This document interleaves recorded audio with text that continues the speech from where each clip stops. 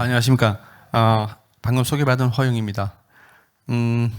오늘 이렇게 좋은 그런 그 자리에 초대해 주셔서 김효수 우리 이상자님하고 또 특히 오늘 여기 와 계신 분께 감사드리고요. 지금까지는 그 바이오에 대해서 저도 상당히 그 관심 있게 들었습니다. 오늘 저는 디지털 헬스케어 디바이스 분야인데요.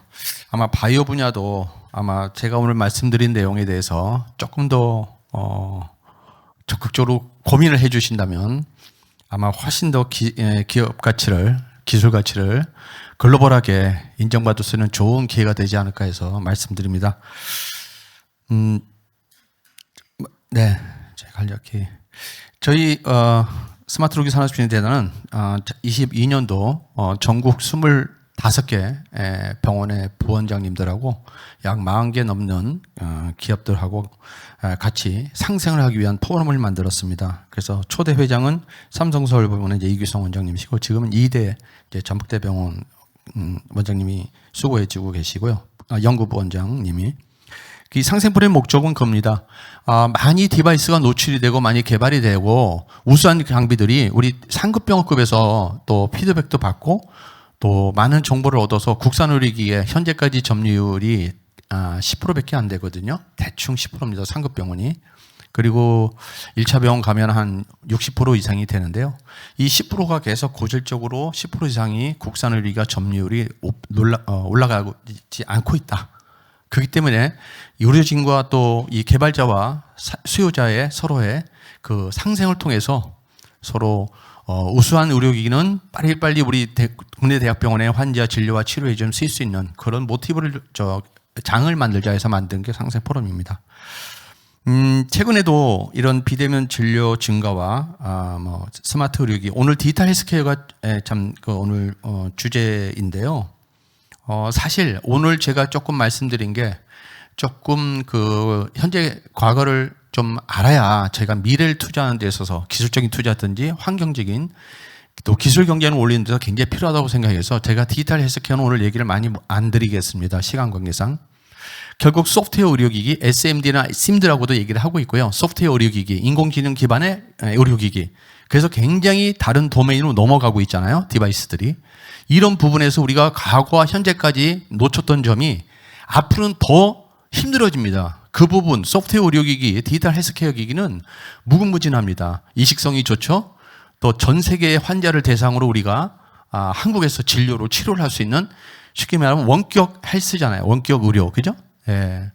그래서 이런 부분을 우리가 한 10년 이상 디지털 헬스케어, 스마트 헬스케어를 많이 논의해 왔어요. 근데 우리는 위에서만 얘기하고 있습니다. 과연 우리가 현재와 과거를 과연 무엇을 놓쳤는지 이 부분을 앞으로 디지털 헬스케어를 하실 때는 굉장히 중요하게 말씀을 드리는데 여기 한번 말씀드린 겁니다. 국제표준, 갑자기 왜 헬스케어에서 표준이 나오죠? 이거를 우리 대한민국 R&D 생태계가 놓치고 계세요. 표준을. 이거 표준은 기업이 하는 거예요. 이 표준은 이거는 이 충전기 표준 이렇게들 많이 생각하세요. 근데 의료기기에서는 이걸 놓치기 때문에 우리나라의 점유율 전 세계 시장의 2%를 못 넘어가고 있고요. 그래서 이걸 오늘 말씀드리는데 이번에 최근에 그 한번 기사를 한번 제가 가져왔습니다. 비관세 장벽 역대 최대로 수출을 발목 잡고 있다. 여기에 기술 표준 검역이 까다로워져요. WT나 TBTA에서 우리가 호의 어떤 상호 수출이 있어요. 그죠? 이게 지금 굉장히 까다로워지고 있어. 또한 높아진 무역 기술 장벽이에요. 이런 장벽 때문에 이건 눈에 안 보이는 부분이죠. 그게 바로 뭐냐면 기술 표준입니다. 그 나라가 갖고 있는 고유의 표준은 우리가 수출하기에 그 나라에 갖고 있는 이 기본적인 부분을 가져가야 된다는 겁니다. 역시 이런 바이오 이런 부분에서도 우리 한국이 올해 굉장히 어렵다는 겁니다. 그래서 제가 아까 조금 말씀드렸지만 조금 우울한 얘기지만 우리가 현재와 반드시 무엇이 부족한지를 잘 알고 앞으로 아까 기술 상장이든지 여러 가지 보실 때 굉장히 중요한 부분을 우리가 한번 다시 가져가 보자는 것입니다. 이것도 제가 항상 말씀드리는 자료입니다. 결국 저희 디바이스는 전 세계 시장에 20년 이상을 100개 중에 2개밖에 안 된다, 디바이스가. 근데 우리 어떤 의료의 수준은 상당히 세계적으로 경쟁력이 있어요. 코로나 때도 모 대기업에 있는 분이 보스턴에 파견 나가는데 너희를 빨리 한국에 들어가서 코로나 예방해야지. 한국 가라. 보스턴에서 몇 년씩 살고 계시면 그 얘기를 하셨습니다. 너희 의료 시스템 대단하잖아. 빨리 가. 여기 있으면 너 언제 치료받을지는 몰라. 라는 그런 보스턴인데도. 근데 우리나라 디바이스는 2%예요. 이게 1, 2년도 아니고 20년치. 물론 여러 가지가 있습니다. 이게 이제 우리 수출입 통계를 갖고만 잡았기 때문에. 그래서 국산 의료가 왜 사냐? AS와 가격이 괜찮은데요. 아직도 브랜드 신뢰도와 성능이 아직도 모자른 것 같습니다. 6개월 있으면 해상도가 안 좋아요. 라는 것은 제가 20년 이상 듣고 왔습니다. 그 왜 개선이 안 되죠? 예, 개선은 됩니다. 우리랑 비교하는 경쟁사의 해상도가 더 좋아지는 거예요. 그죠? 우리는 노력 안 하는 게 아닙니다. 국가가 투자하는 R&D가 굉장히 많잖아요. 네. 그리고 또 저희가 현장에 조사를 했어요. 사용자로부터.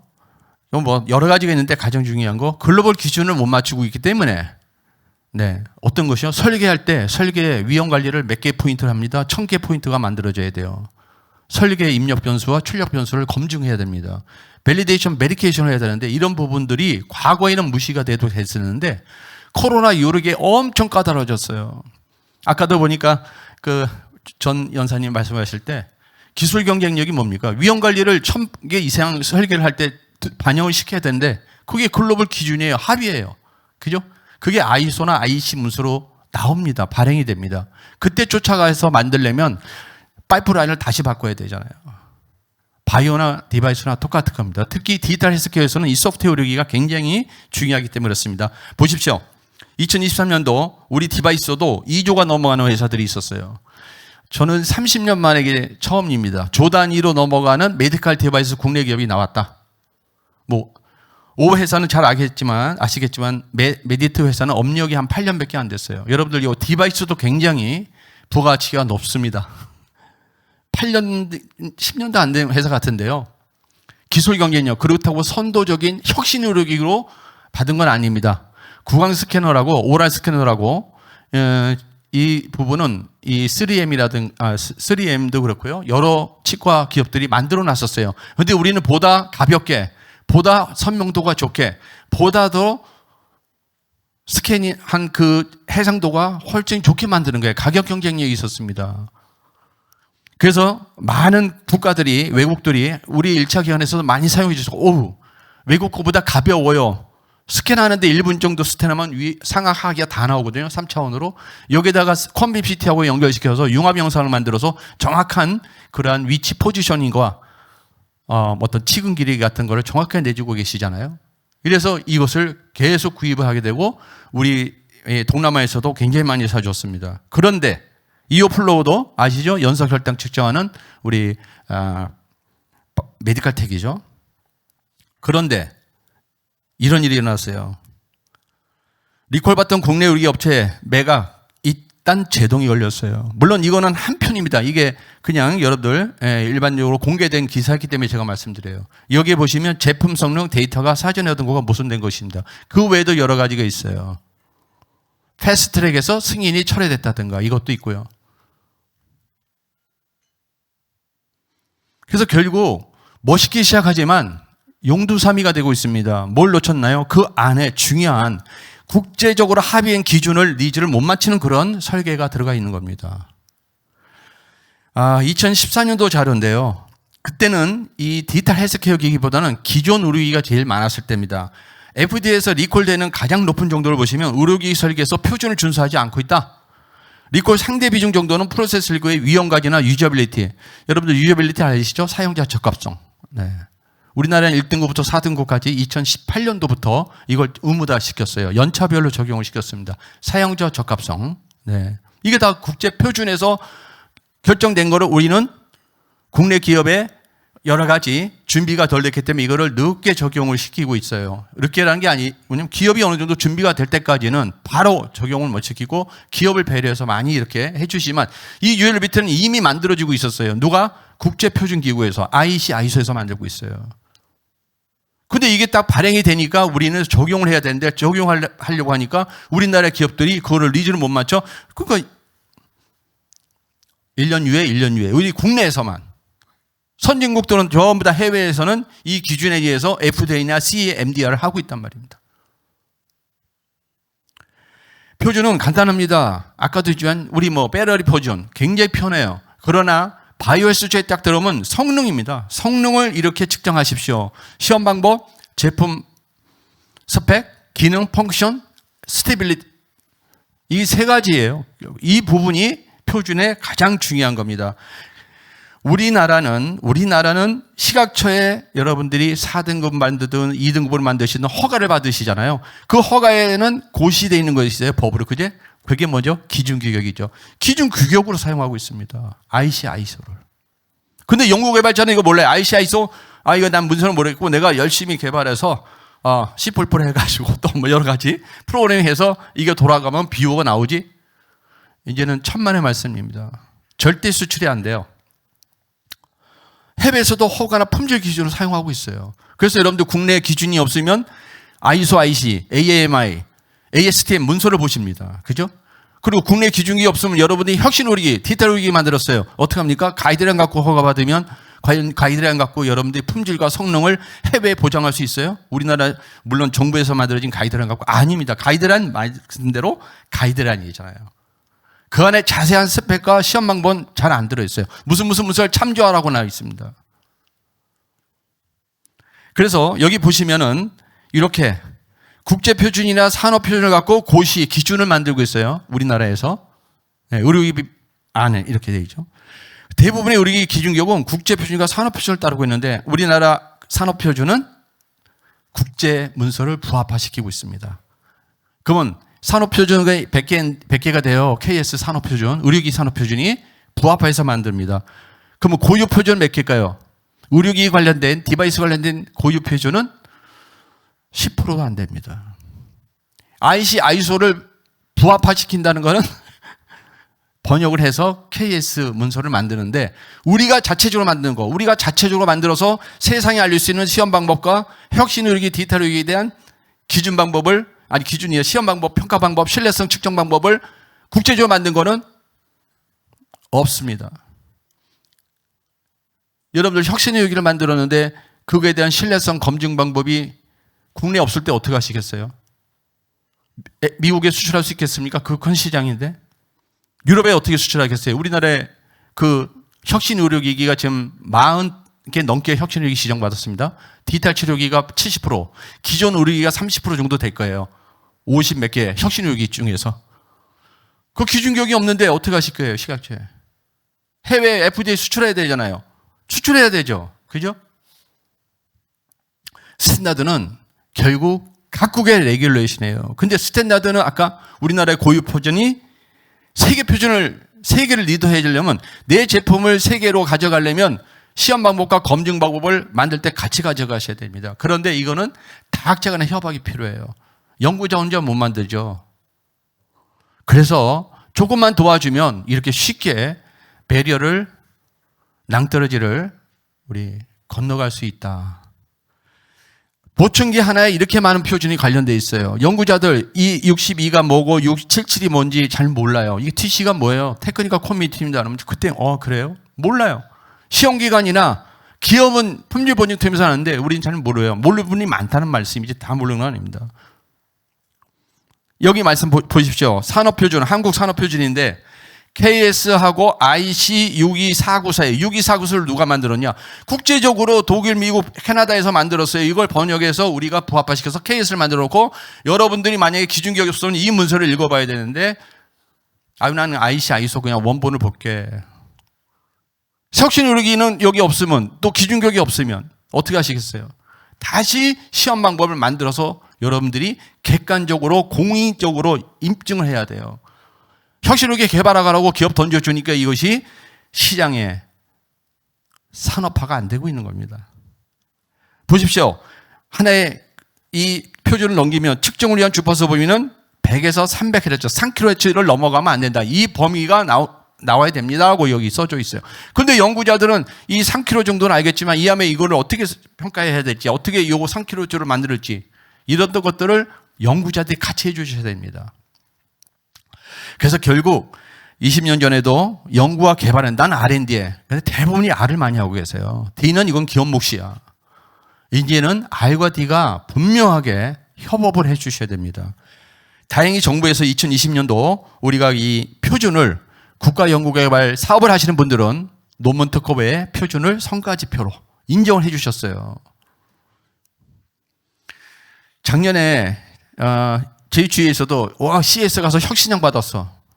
허가 받았습니까? FDA? 아니요. 뭐 혁신형 받으면 뭐합니까?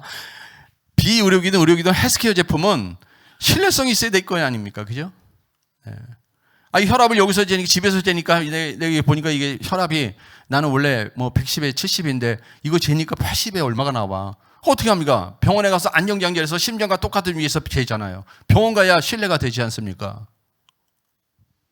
마찬가지예요. 홍병희 교수님이 그래피나 그 스퀘어 대표님이 혁신상 받아가지고 아마 대통령 그 오찬에 참석하셔가지고 대통령께 말씀하신 거예요. 글로벌 스탠다드를 시간입니다. 시장은 벤처는 시간이 돈입니다.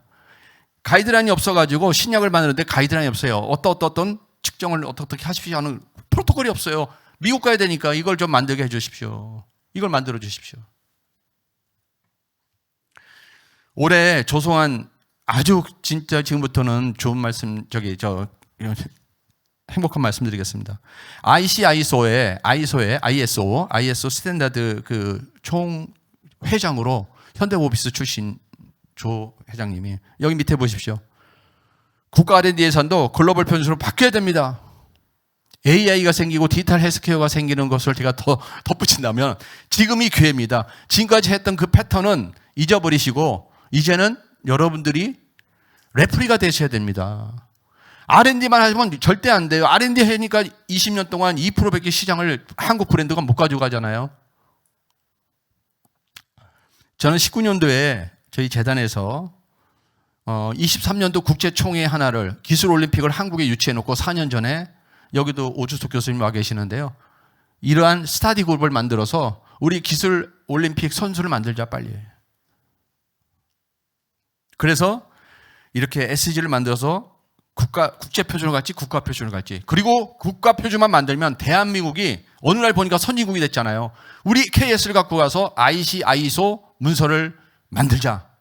3년 걸릴 걸 1년이면 IC 우리 문서를 만들 수 있다. 우리 KS를 가져가면. 그만큼 한국은 대단한 나라가 됐기 때문에. 그럼 이걸 누가 하느냐? 기업이 하느냐? 아닙니다. 연구자들께서 해 주셔야 되고 벤처에서는 특히 CEO님들 이걸 꼭 해 주셔야 돼요. 그래서 여러분들 여기 연석혈당과 CNT를 잠깐 말씀드릴게요. 작년 기술올림픽이라고 저는 말씀드리는데 ICTC 62, 60601 3판 만드는 그 기구가 테크니컬 컴퓨터 62죠.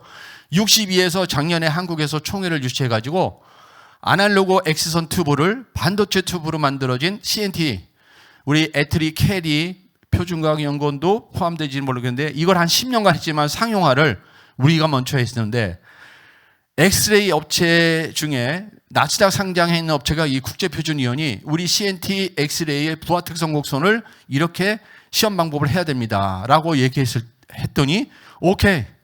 이거 국제표준으로 같이 가져가 봅시다.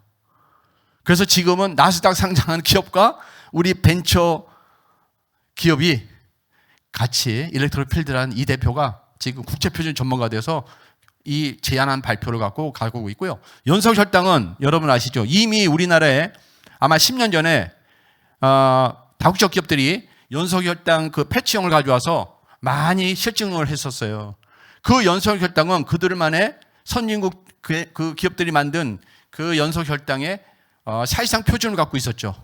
그런데 우리가 공식 공인 표준에다가 저희가 제안을 했는데 엄청 반대를 할 줄 알았어요. 우리 이미 쓰고 있는데 뭘 한국이 갑자기 연석혈당 너희 회사가 있어? 예, 있어요. 아이라는 기업이 같이 여기 참여를 해서 발표를 했습니다. 특히 최진 쪽에 있는 교수님이 도와주셔서 저희가 국제기술올림픽 총회에서 발표를 해서 지금 채택이 되고 이분은 또 과제로 진행하고 있습니다. 뭐냐면 자기네들끼리 이건 안전하다고 생각하고 갖고 와서 그냥 상용화되고 있는 겁니다. 그 안에 빠져있는 안전성과 신뢰성이 빠져 있었어요. 이걸 국제표준으로 제안한 겁니다. 또 작년에 우리 파라핀 욕조 같은 경우는 워낙 중국 제품이 많이 들어오는데 팔핀 욕조의 온도 상승에 대한 그러한 안전장치가 없었습니다. 이걸 KS로 만들었어요. 이제 KS의 온도 상승에 대한 그 부분을 이렇게 정해놨기 때문에 아마 다른 외국에서 들어온 제품들은 이 기준을 맞추지 못하면 국내에 팔기가 어려워진 이런 역할을 또 하게 되는 거죠. 그래서 작년에 연소교육당 냉연국 이렇게 CNT죠. 저희가 발표를 했고 나스닥 상장 기업들과 파트너가 되고 그 조그만 우리 국내 벤처에서는 이미 그 회사가 딜러가 될 수 있죠. 그리고 해외 마케팅이 된 겁니다. 사우스 코리아의 이 회사는 지금 CNT 튜브로서 지금 덴탈 쪽에 이런 엑스레이 소스를 이런 것들로 만들고 있는 회사야. 이것들이 결국은 진정한 기술 챔피언이고 시장 선점 효과를 가져가게 되고요. 밑에 있는 BNCT는 우리나라 중성자, 중소중입자, 치료기잖아요. 국가 R&D로 시작을 했는데 작년 총회 때 좀 미리 회사로 와서 회사에서 왜냐하면 일본이 엄청 반대를 하고 있었어요. 자기네가 먼저 제안을 했는데 너희들 왜 갑자기 무슨 소리야. 제안을 했는데 문서에 디테일이 없어요. 그냥 목차만 있고 몇 개 없었어요. 그래서 여기에서 의학적으로 임상학적으로 여기다 담고 얘기를 했는데 일본이 반대를 하고 있는 겁니다. 우리가 약간 이제 1, 2년 늦게 이 치료기에 대한 성능과 안전성을 넣었었습니다. 그래서 인천 송도에 모시고 와서 이 BNC에 대한 콘텐츠를 저희가 제공을 했고 이분들이 한국에 와서 방사선 이 치료기를 대한민국이 만들고 있다라는 것들 깜짝 놀랐어요.